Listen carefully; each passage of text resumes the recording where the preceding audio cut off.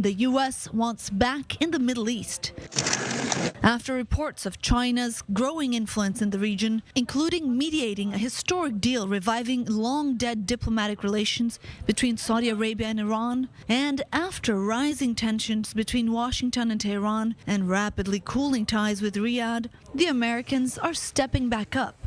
But the reality of the Middle East is as complicated as ever.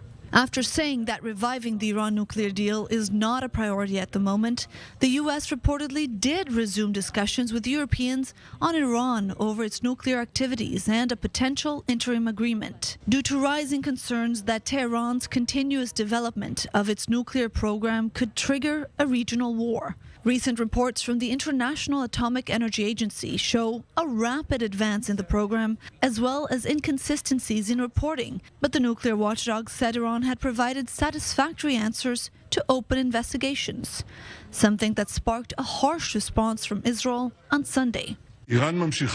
Iran is continuing to lie to the IAEA. Its capitulation to Iranian pressure is a black stain on its record. If the IAEA becomes a political organization, then its oversight activity in Iran is without significance, as will be its report on Iran's nuclear activity. In any case, Israel, under our leadership, is not standing by idle.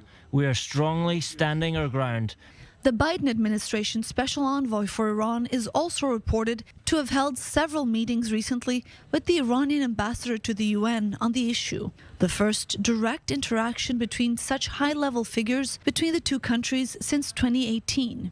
But tensions between Iran and the U.S. remain high. The global arrogant hostility towards Iran will not go away if we occasionally back down from our stances. Some people are mistaken to think that if we back down on certain cases of hostility towards us from the U.S., the global arrogance or Israel will diminish.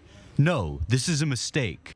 Meanwhile, U.S. Secretary of State Antony Blinken will travel to Riyadh this week to discuss strategic cooperation on regional and global issues. High on the agenda, growing ties between Israel and Saudi Arabia. The trip comes nearly a year after President Joe Biden visited the kingdom. The relationship between the two countries is complicated and has been wearing thin due to Washington's accusations of human rights abuses in the Saudi nation and Riyadh's decision to raise oil prices with the other OPEC countries in the midst of Russia's war in Ukraine.